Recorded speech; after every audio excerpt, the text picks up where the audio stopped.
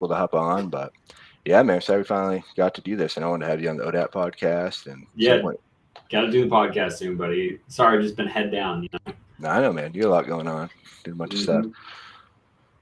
But yeah, man, no, I'm excited. Yeah, so I try to do these once a week, do them in the group, and then streams are on YouTube too. And yeah, that's about it. But we usually get a few people to hop on, and yeah, let's probably start with the interview, and then we'll usually answer questions throughout and at the end. But awesome. So yes, I got that chart you sent me too. Yeah, While we wait. Um, this so program seems pretty cool. yeah, I like it. Yeah, it streams everywhere. The only issue is like the comments, like unless they like opt in, like you can't see where they're coming from. But Uh, it's if they opt in, you can. Or I try to keep the other ones up to you so I can see who's commenting on it. But it's cool. It Gotcha. streams everywhere. So Does it like to the comments from Facebook and YouTube or Instagram? hmm Does it all go to this one place? it does. Yeah, Oh, cool. yeah. I think it connects with OBS Studio too. So I think you Oh, can nice. connect That's it what I'm all using right together. now. hmm I know. I still got to get that set up on my end. Been dropping the ball on that. I'll help But you whenever you need it. yeah, I appreciate it, man. But yeah, we'll just get going, and sure a lot of people catch the recording, anyways. So yeah, for people who don't know who Scott Forte is, you want to introduce yourself? Sure. So Scott Forte from Portsmouth, New Hampshire. Been around here almost my whole life. Came from Haverhill, Mass, and then went down to Daytona Beach to school at Embry-Riddle Aeronautical University for 6 years and did my undergrad and my MBA and did the professional pilot thing for a while. Flew private jets for a company called Atlantic Jet. Did some charter sales and management stuff for long tail aviation in Atlantic, and then slowly transitioned into the real estate world. And now, get to do some cool stuff on the residential commercial side, representing people, but getting more and more into development myself. And we've done, some small projects up to, big 40 unit condo conversions. So I guess that's the short intro. Does that one work? Yeah, no, that's a great one, man. Yeah. So how did you get started? How did you start your professional career? Or how did that look like? For real estate. Yeah. Yeah. So got into it by accident. Um, my mom is one of the number one realtors in all of New England.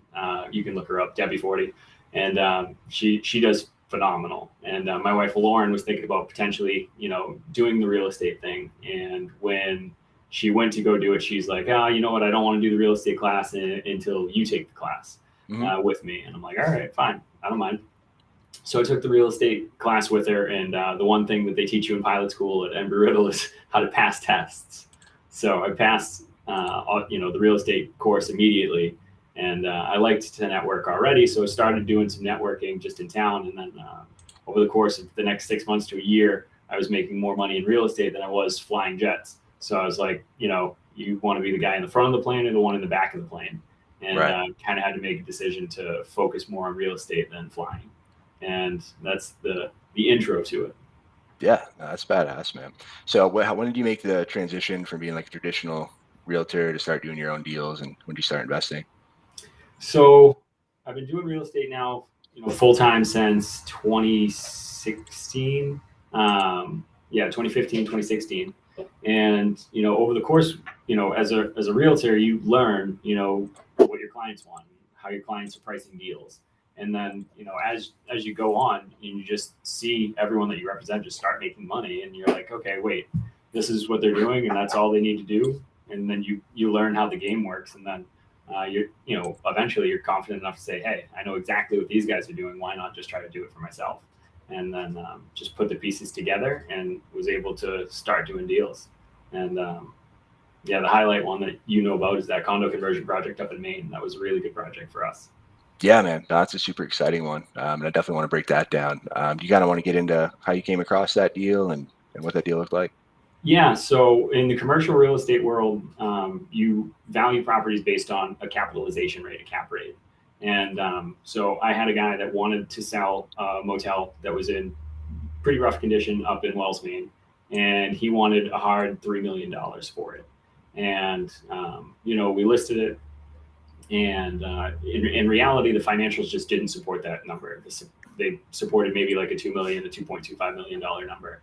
And anyone that came to look at the property, that's really where they was closer to that. And he didn't want to do that. And I told him in the beginning, he should do the condo conversion. He should do the condo conversion himself. He should make it happen. And I think that he could do, maybe 4 million with the property. And he's like, no, I don't want to do it. Just, we'll let whoever the next guy is, they can do it. I just want my 3 million and I want to be out. And so we listed the property, and he said, I just want to get out. And it took like a year of me trying to convince him to say, hey, let's do a condo conversion. He's like, I don't want to. And I said, all right, well, let me do the condo conversion. Bring me on as a partner. I'll make all the things that we need to happen for the condo conversion. So he brought me on as a partner. We started the deal one way with the general partnership, and then we transferred it to a different LLC agreement. It worked out financially almost the same. If we kept the original terms, I would have done a lot better. And knowing what I know now, I wouldn't have had him as a partner at all. I just would have completely bought him out and done the entire project myself. But you live and you learn. And but we took that property that was barely worth 2 million, 2.25, and we did, I think, over 5.5 total value for that project. Wow, that's fucking awesome. Now, I love that too, like for a few reasons. One, it's awesome and it's a huge deal and super. I love how creative it is, and I love how the guy was stuck on a super high price. So most people, like you said, they moved on. They offered the price that they thought was fair. It was a good price, but the guy just wasn't having it. And we run into sellers all the time where that is a situation where they have this number set in their head and they won't move past it for one reason or another. But I loved how you stayed the deal and kept following up, and obviously listed it, and had different solutions and still kept working them for over a year, and then you're finally able to turn it into that creative partnership and still make it work at the end. Yeah, for sure. And it depends on where you want to take the conversation, but I can definitely tell you what I would do in the future. Yeah. And so doing the partnership deal wasn't a terrible deal for me. I don't want to say it was a bad deal, but in reality, I should have done that deal without him. I should have just brought it right to a bank and got traditional financing for it. And if I did that, I could have bought him out for his 3 million, and that would have been fine. Or do it through like a creative finance deal where I just had, him assign me his current mortgage, and then him have 2 point, he had 900,000 in debt on the property at the time. So doing like a $2.1 million second position mortgage from him, that could have potentially worked. But both of those options would have still been, the second option still would have been hard with the creative finance, because with the traditional lender, if you're just refining out that first mortgage in a second position, traditional lenders don't like second position mortgages at all. And trying to get financing to do construction, you really want to do the whole thing all together. So doing it the traditional way with a regular institutional lender, I think from the start would have been a better way to do it. And even after, so I did my own independent valuation, right? And then when I needed to apply to get a hard money loan, because that's how we funded the first batch of construction, we needed to figure out what the value of the property was worth. So Collier's appraisal came out, and he came up with one price, and then I talked to him about what I was actually doing, and then he used a lot of the data that I gave him and the comps that I gave him to value the property as a condo conversion, because it was very different valuation than just the regular motel sale. Right. That makes a lot of sense. Now with I definitely think those options would definitely work better, but I mean, still got done and did super well on it. Now, so at the end of it, what your exit plan is after you did the conversion, did you sold the properties individually? Did you list them and sell each one separately? Yes, listen, that was the entire play from the beginning, is buy the place, and they were beat up cottages. They looked like they were from the 1950s, and some people like that, you know what I mean? But if we're trying to get the most out of the property today, the properties that move are the places that have luxury vinyl plank floors, white shaker cabinets, recessed lighting, stainless steel appliances, granite countertops. So we just did that in a lot of the units. So some of them, people preferred the older way because they wanted a lower price point, and we wanted to move units fast, so we did that. Staying flexible, I think, was key to get the project across the finish line. I think we did all 40 units in less than 24 months. Wow. Yeah, that was gonna be my next question, is how long was the whole turnaround? So is that the 24 months was the whole conversion, or that was getting them sold and everything? Everything, yeah. Oh, yeah. wow. So with bigger projects like that, it's definitely not a great idea to just say, hey, let's just gut everything and let's redo everything all at once, right? What we did, it was very strategic. It was make sure that we're doing one at a time. So we did one unit. When we first started gutting the units, we knew what we needed to do. So I did 6 of the 2-bedroom units at first. And with those, we only redid completely one and we left the other ones. And as soon as we had the one of them done, it cost us the least amount of capital up front. So, I had to still open up like 3 credit cards to make a lot of these deals work. But we get one done, and then you can take pictures of that and market that, and then post the other 3-4 of them with the exact same photos and just say it's going to look similar. And then as they go under agreement, you can start redoing more. And that's how we did for the whole project is, base it on units that are already done, have already sold, get people up to the property, let them pick their own unit because, there's 40 on the property. And that's it. Yeah, that's super cool. Now for the financing and the funding, is that process any different on the commercial side when you're doing a big deal like that, or are there more hoops you have to jump through, or how does that look? Then a residential side, or yeah, if you're just doing like a residential, like fix and flip, like some of the ones we've done. Yeah, definitely a lot different. So for us, so how we actually did the deal, so we had the regular loan on the property of that, that 900 amount, and then we needed to get other money, and no bank really wanted to touch that deal at all. I had to go through 30 or 40 lenders to try to get one that would do the deal, because even with the hard money guys don't like second position notes. They like first position. So to get someone to do a second position note behind, $1 million debt where the guy's already late on his mortgage payments, late on taxes, late on plumbing, on his water bills, late on his insurance, late on everything. He just, he wasn't in a great financial spot before I came to the property. To try to get a lender to lend to him would have been impossible.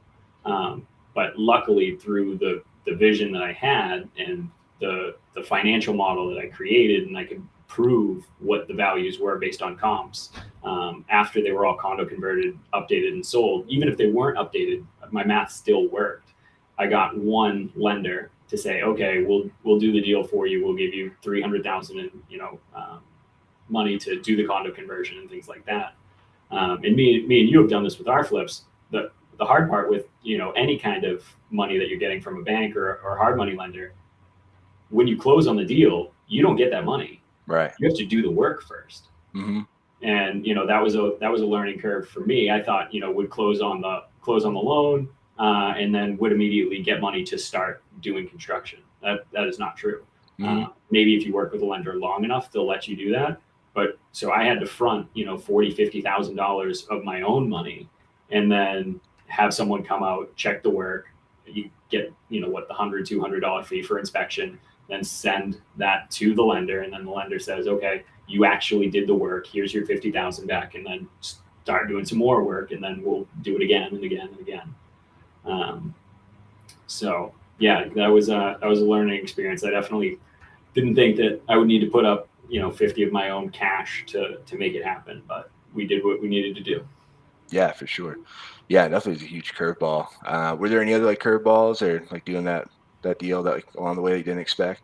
Yeah, the hard money lender that I used pulled some crap. I didn't like using them at all, and they've gone out of business since. They try to get all the terms, every single term in writing. So for a condo conversion project, you're selling off the asset for every sale. And when we sold those off, so for each unit, you have to do what's called a partial release from any kind of mortgage holder. So they're saying, yes, we acknowledge that you're actually selling an asset that we have, a lien against. And so the first position lender took like 80 or 90, they took 90% of all proceeds. So if we sold a unit for $200,000, they took $180,000 and we were left with 20. Wow. And that's all that we were left with to fund future stuff. And what sucked about the hard money lender is after on the day of the first closing, like literally the day before the first closing, they were like, okay, so in order for us to give you this release that you want to sell it, we're going to want a $4,000 pay down. What?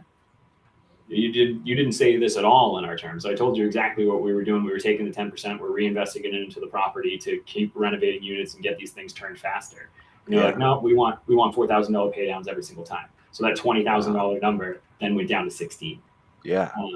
So it was definitely difficult to work with a couple of the parties through the whole transaction. But you just keep a positive attitude. You say you're going to get it done, and you find a way as long as you keep trying. And, just don't quit. Yeah, that's awesome, man. I'm not awesome. Some of those guys are assholes, and those are crazy policies. But it's awesome you got it done, man. So before that, have you ever done anything close to that size? Like, have you done? Was that like nothing close to that size? My family has done flips, and I've got to see what goes on, and little single family stuff and in condos and things like that. But nothing this big particular. That's nuts, man. So what gave you the confidence that you could do it, or like what was your? I know you talk about the positive mental attitude. What was your mindset like through that? Like were there times like that you stressed out? Like were there times Dude, that like super maxed stressed. your credit cards out to your process? Oh, dude, super stressed. Trying to going through those 30 lenders, I thought getting the financing was going to be easy. Yeah. Like, oh, no problem. The deal's a no-brainer. It's going to make money. Everyone's going to want a piece, but everyone wants to be first position. No one wants to be second position, and no one wants to be second position behind a guy that owes a bunch of people money. Right. So that was very, very, very stressful trying to find that. Literally gave myself shingles during putting that financing process together. And it had to open up like 2 other credit cards to fund all the deals. So, but made sure we made it happen. Yeah, that's nuts, man. Mm-hmm. Wow. That's so, I mean, no, that's crazy, man. But what was that feeling like, when you finally got that done and everything was all sold, all worked out in the end? So honestly, it's been okay, but still have problems with my current partner. I can't talk about what those are right now because unfortunately I have a lawyer trying to get money from the guy that he owes me for a couple units that we have to still sell. But it's overall been a good learning experience. I would say that in the future, I am definitely going to be a majority partner with the only right to any kind of decision making, and never going to do the minority partner thing again. Yeah. It's just, even if I own a minority stake, I still want 100% control, because without that, deals can fall apart and bad decisions can be made. And I don't want to see that happen. Yeah, 100%. Yeah, someone definitely has to be the decision maker. It makes it a lot easier than going back and forth. And I mean, it's tough, man, having bad partners and not working out. Yeah. But yep. Awesome, man. But I appreciate you breaking that deal down, man. Super cool deal. What were some of the best lessons you learned from that one? So best lessons. Make sure you know who your partners are. Try to do deals yourself if you can, and ask for help through people that are experts. You know what I mean? In any field. So different lenders, ask them for what their opinions are on things. That was some of the big takeaways.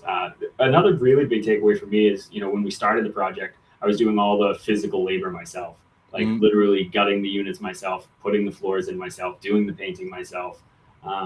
And while I can do those things, I can also hire people to do those things. Right. And it saves me. I was literally up on that property for 2 years, almost every single day, all day. And, halfway through the project, that changed a little bit. And I think delegating was definitely the better way to do it going forward. And when I'm pricing projects, it's going to be having other people's work. Right. Other people coming in to do all the flooring, all the painting, and get it done. Yeah. And when a paint job is screwed up, for instance, right? You're going to yell at yourself for doing it, or you're going to just call the painter back and be like, hey, you got to come over here and touch this up. You messed up the ceiling. Fix it. So yeah, it's easier. No, I think that's a huge one. I think a lot of people struggle with delegating, and I know I have for a long time. I still do sometimes. It's hard to give up control on things, but it's huge, because especially in that scenario. I mean, if you're there every day, you're not going to, who knows how many deals you missed along the way, like new money you could have brought in, or new deals, or new listings, or it really all depends on, you know, your time and what your time's worth and where your time is best spent. Mm-hmm.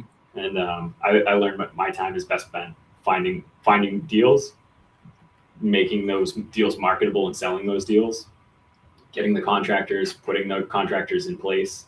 One of the things that my partner made me do, which was terrible, is our whole agreement was he was supposed to run the motel the entire time that I was doing this project. And after we started doing construction after the first year, it always opened up like May 1st. He called me up in April, like the first or second week in April. Probably, I think it was like the second week in April. And he's like, "Oh, yeah, by the way, I don't want to manage this anymore. You have to figure it out." And that was it. Mm. So I had to figure out how to manage a motel myself, like 40 units, and do all rental management with 2 weeks notice right before busy season starts. That's nuts. It was terrible. It was terrible. But like I said, positive attitude, you figure it out. You know what I mean? And so I interviewed like 30 different property management companies to figure out what I could do. There was two that I landed on that were the big enough players, Turnkey and Vacasa. And Vacasa came out on top. You know, they're the largest short-term rental management company in the world.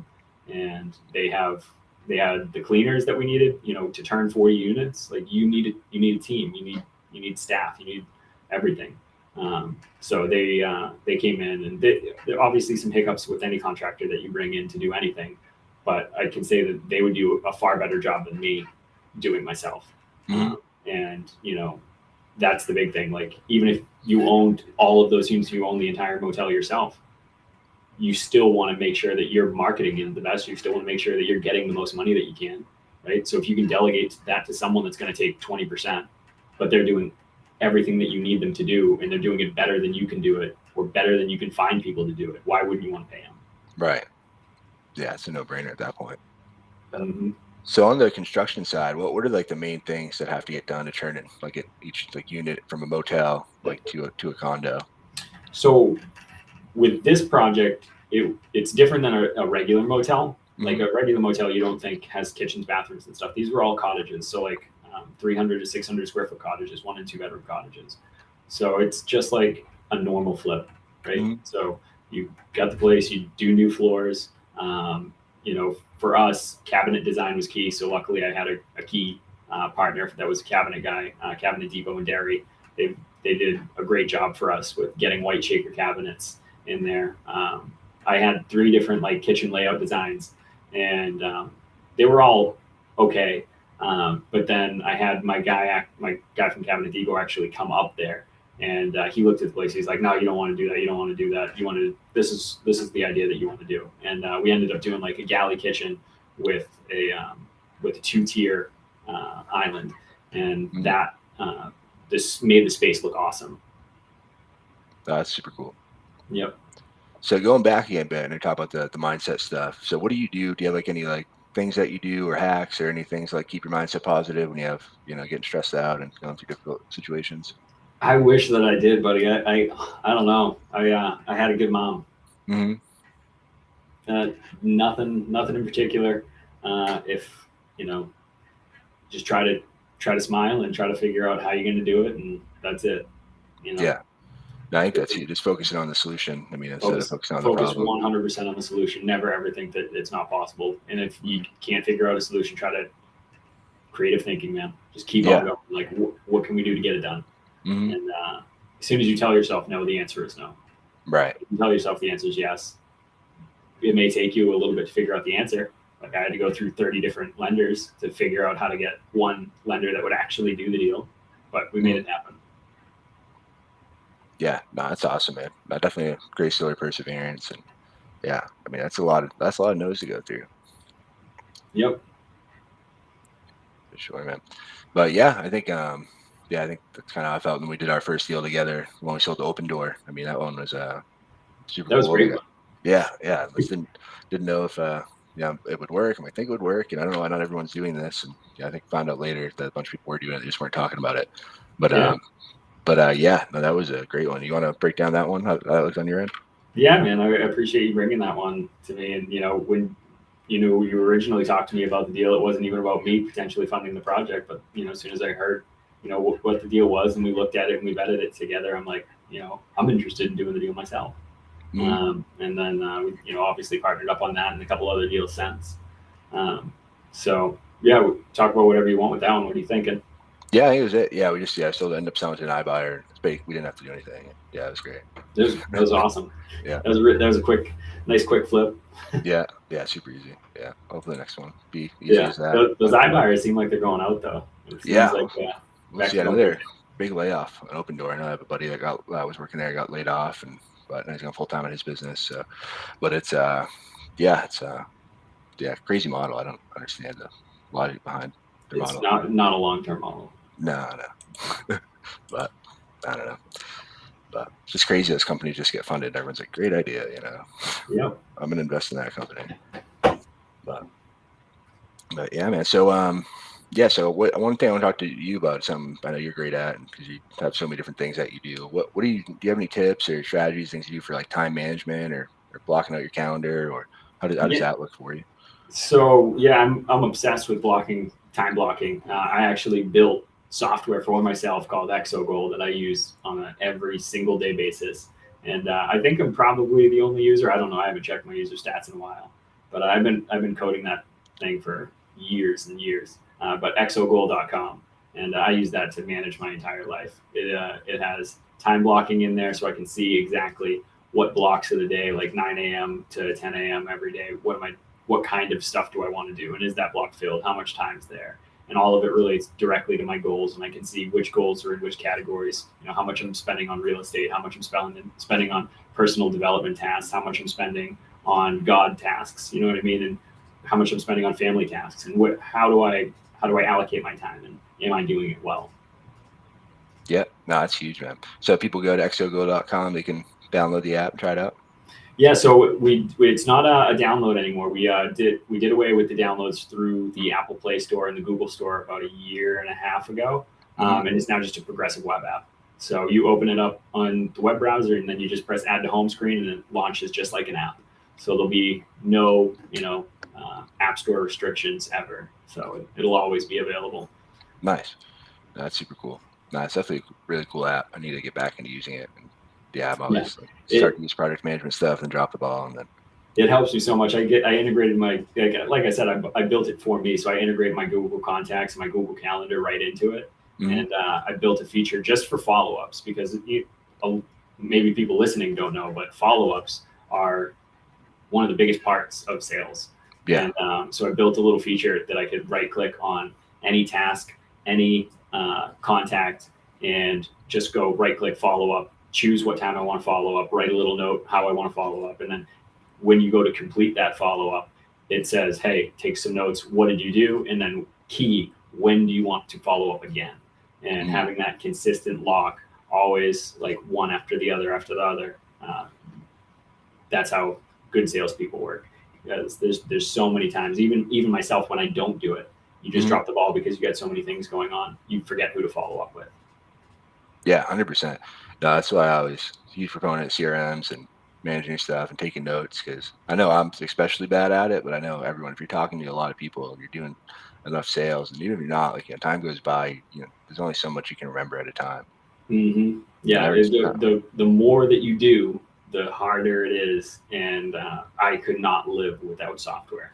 I use my own, obviously, because I built it for me, but just using any kind of automation tool is key, and data storage tool is key. Trying to just do it manually and try to remember is recipe for failure. Yeah, no, it's like operating like a caveman. Just doesn't make sense. Or some guy got super mad at me online. He's like, "You don't need a CRM." I'm like, "Dude, you get like free ones. Like, do you need one, man? It's super helpful. One, you're just either not talking to enough people, or not doing enough work, or you're not doing enough deals. That remembers everyone you ever talk to, and if you're not using one of those tools, you're not doing enough deals. Yeah, 100%. But no, I think that's great, man. So how did you get into coding? So by accident, kind of, again, like my whole life, just everything just kind of by accident. No, my stepdad Billy ran one of the largest aftermarket warranty companies in the country for a while. And like 2007, 2008, when the economy was going down a little bit, they needed some help managing the tech stuff as, people got busier and, staff got smaller. So my buddy Justin taught me how to do some coding when I was still in college, and introduced me to a coding language called PHP, and it is the 70% of the web that you see is PHP stuff. So it got me into that, and I'm like, oh, well, you could do this with that, and you could do this with that, and oh wait, you could do this, and how long is 2007 from now? Was that like 15 years ago? Yeah. So been coding since. You obviously learned a lot of different things along the way, but it was a cool time to start learning because there's been huge changes in the web since 2007. Yeah. Now, I still use PHP for back-end stuff, but you can use, Node in the back end for the straight JavaScript. And on the front end, I write the entire UIs now in JavaScript. I've helped, start a couple different companies. I have other companies like barbercalendar.com. That's barber booking software. And I do some consulting work for different people. So definitely keep the coding thing going. It's one of the vehicles, the avenues for generating revenue. And I guess that's key for listeners to learn too, is, multiple streams of income. You don't know when one's going to dry up. Right. Yeah, 100%. No, that's so how long does it take you, like, from like start, like concept to like having the app ready to like actually build an app? Do you have people helping you, or you're just doing it all yourself? No, I do everything myself. I code everything. So it really depends on, what it is. So to do something simple that takes a day, you could do something that takes years. So Barber Calendar, I did that minimum viable product in a weekend. And then over the course of a year, then just tweaked it. But in the first weekend, I was able to deploy a product that could take credit card payments and do scheduling. And then, there's been a lot of changes since, and a lot of UI changes. And originally it was only for one barber, and now it's, open to the world to use. And there was only one, payment structure we had before. Now we have, 3 different versions, and always going through tweaks to figure out what's going to work. But yeah. That's awesome, man. And I know you're a political candidate as well. Yeah. And I get into that. You want to kind of go over that a bit too? Sure. So I ran for city council a couple of years ago. I think it was like 16, 17, somewhere around there. I didn't win, but it was good. I got, good name exposure for it. Through that process, I learned that, the problems that I want to solve aren't really local problems. Most of the stuff is state level stuff. So I decided to run for state rep for New Hampshire this year. Ran as an independent candidate because I thought, that would be the best thing for me to do, because, I don't feel like I'm, far right or left, or, both of the parties. I think there's problems with both of them. Yeah, 100%. So I ran as an independent candidate. I got like 28% of the vote, something like that. So not terrible, but obviously didn't win. Yeah. So just keep trying. So it seems like our 2-party system is kind of there to stay. Yeah. So it seems like, I kind of need to pick a side, but I'd love to be able to say I win as an independent. Yeah, 100%. How much did the person who won got? What percent of the votes did they get? Just the reciprocal of 28, whatever they. Well, actually, they didn't even. They got. So just 2. Yeah, just 2 of us. Yeah. She got 60-something%. Yeah. And there's an incumbent too. Good amount of people that didn't vote for anything for either of us. Just left the ballot blank. That's crazy. That's crazy. They vote on everything else and just skip that one? Yeah, just skipped it. Yeah. That's crazy. Yeah, I don't know. I didn't know you could do that. Yeah. So a couple people did. Yeah. So reminder, vote down, for somebody, what I mean? Right. My political philosophy is very simple. I want the government out of my business. I want taxes as small as possible, and I don't want anyone to tell me what to do. So I didn't think that was a message that anyone would not like, but it seems like that message resonates well with the Republican Party and not so good with the Democratic Party. Yeah, I don't know why they like taxes and controlling people's lives, but Republicans seem to fit a touch better. Libertarians seem to like me a lot. Yeah, 100%. Yeah, no, that's my philosophy too. Yeah, just let people do what they want to do. Live life.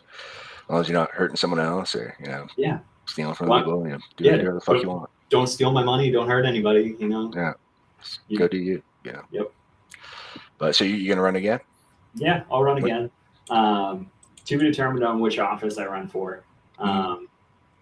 Because I live in a very liberal town, Portsmouth, New Hampshire. Like it's a straight Democrat town, down the ticket every single time. I think my odds of winning here are relatively slim, but we'll see. Maybe I could change some minds. But if I run at a state level position for like executive council or something like that, there's a broader voter base that I can hit, and it would be easier technically to win. Yeah, I definitely seem like that'd be the play then. Yeah, it's all about the numbers. You know, you could do political campaign classes and things like that, and they teach you really the same thing. The people that are hard right are always going to vote right. The people that are hard left are always going to vote left, and it's the people in the center that you need to try to win.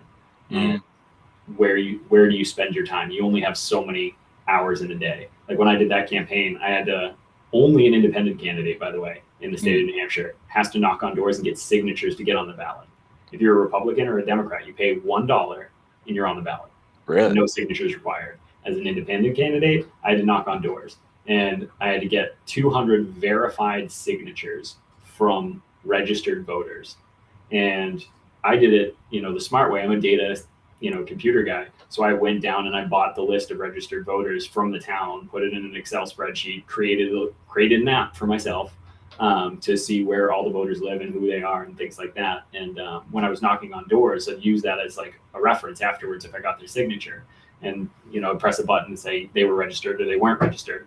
So it could keep tally for me. And out of the 300 something plus people that I had sign for me, out of the thousands of doors that I knocked on, only like 206. So it was the exact amount. I needed 200. I wanted to just get a couple extras just in case. But I'd knock on doors and people were like, oh yeah, I'm registered to vote. I vote all the time. But literally a third of the people that said that were not actually registered to vote. Really? That's crazy. So seems like a lot of people just don't care. Yeah. I feel like they, vote doesn't matter, or, don't like either parties, or I don't know, something. But awesome, man. So go back to real estate. So like, what are you focused on now, real estate side?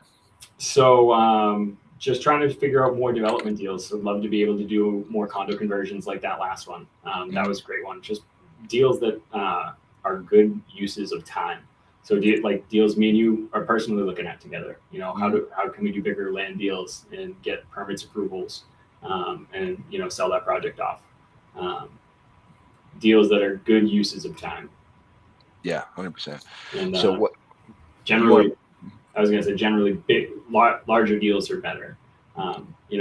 Doing a flip or a condo conversion that's like 2 or 3 unit multifamily, like those are small and you can make money in them, and it is real money. But if you can do a larger project, you can make the same margins at a faster rate.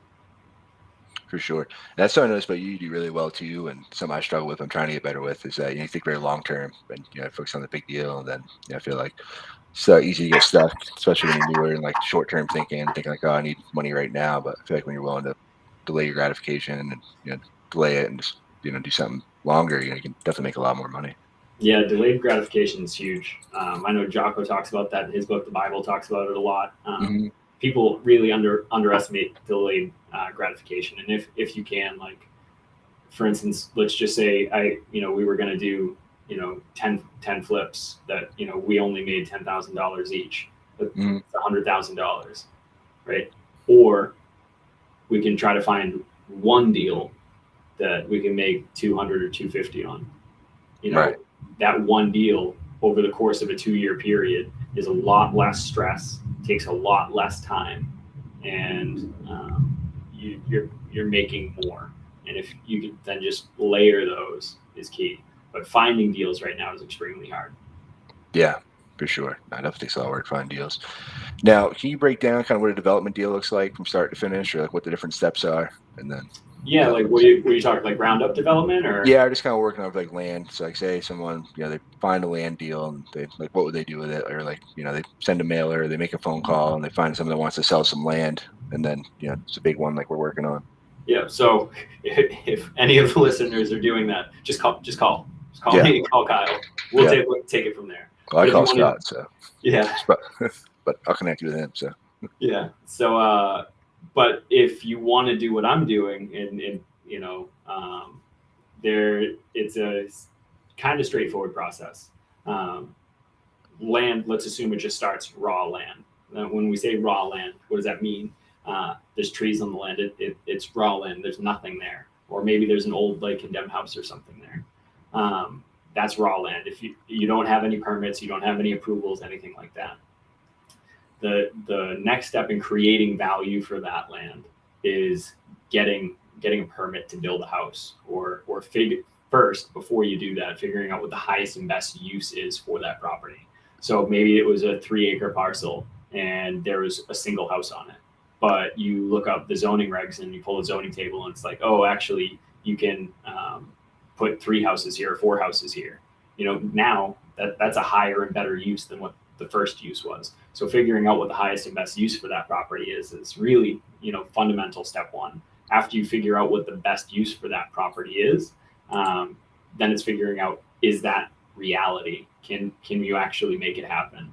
And if you can, what is that going to take? So if the property doesn't have any surveys, you need to get a survey to see what the boundaries of the land are, what the land looks like, the wetlands delineation to show you what's wet versus what's dry, where can you build, where can't you build. For instance, if there's a great piece and it looks awesome and it's 5 acres and all the land is super dry, or most of the land is super dry, but the first 400 feet is a river. How are you getting over that river? Is it possible? In the state of New Hampshire and the state of Maine, it's very difficult to do any kind of wetland stuff. But if what you're looking for, you can say, okay, well, this could potentially work. There's not a lot of wetlands.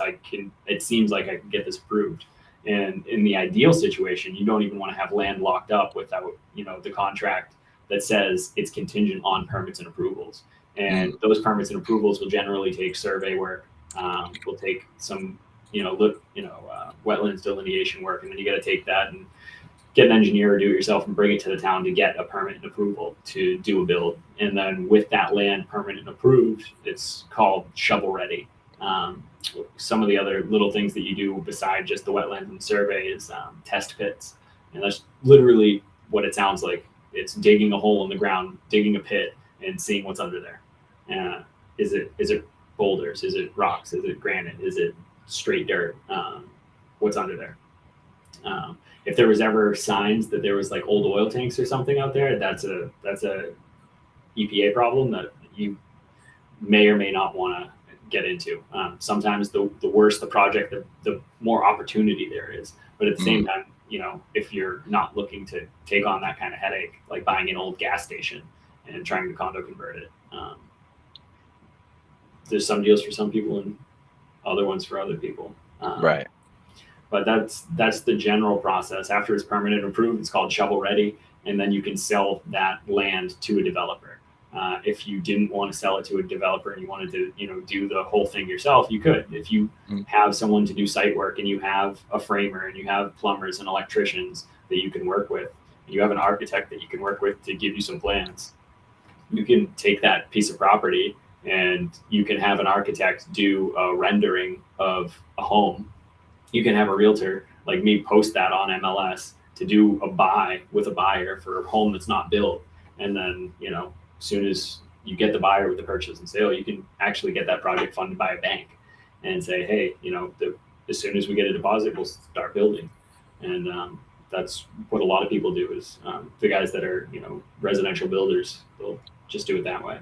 And it's nice and easy for them because they don't have a ton of overhead with houses that are sitting that people don't want. They're building houses as they go. Yeah, man, that's super cool. Definitely a lot to it, and that's again why you should reach out if you have something like that. But so, what is that like with value? How much does that increase from like raw land to getting it shovel ready? Almost 50%. That's 50% is probably the number. So if you could be up to 100%. Yeah. Let's say you have raw land, it's no surveys, no nothing, but it seems relatively possible. Let's just say, for instance, it costs $40,000. Getting your permits, approvals, and all of that. Let's say it costs you, with your survey work, your engineering, your test bits, you're into that for another $10,000, $15,000, $20,000. Go on the high side, say you're 20. Now you're into that for 60. But if you can sell it for 85, that's 25,000. 25. Let's just use 20 on 60. That's still a pretty decent deal. Right. Nice. And then like so the more like how much like so if you do like the next step, how much more do you think that would increase it?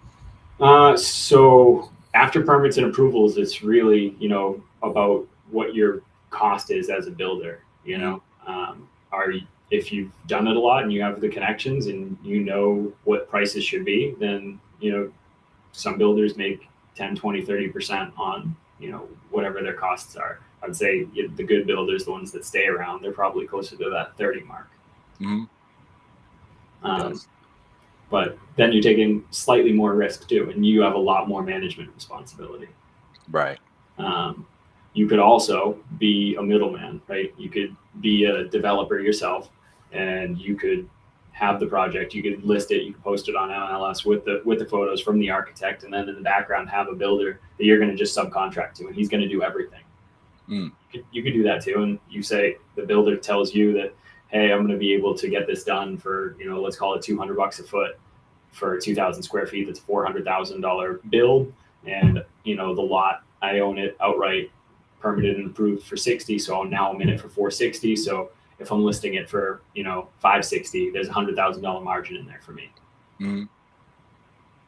Yeah, that's awesome, man. Yeah, it's definitely super creative strategy, and like I said, definitely not as many people doing it, right? Mm-hmm. Yep. Yeah, I think that's huge. Find a blue ocean because the residential side and wholesaling, it's super competitive. So if you can find other strategies and add more tools to the toolkit, yeah, it's definitely not going to hurt. Yep. Cool, man. But no, I appreciate you coming on. This is great. You got any final thoughts or anything you want to leave us on? Nothing crazy. Thanks for having me, buddy. Yeah, Got to do the podcast, but this seems like a great podcast in and of itself. yeah, for sure, man. Yeah, I'm gonna be putting all these onto a real estate specific one here soon. So Awesome. You're doing great, buddy. thanks, man. Everybody that listens to this definitely take some advice. He knows what he's doing, and he's one of the more driven individuals that I have the pleasure of knowing. Yeah, I appreciate it, brother. I'm privileged to know you too, man. But yeah, I appreciate everyone for hopping on. If you guys have any questions, drop in the comments. We'll go back and answer them through the comments. But I appreciate you guys. You guys have a great day.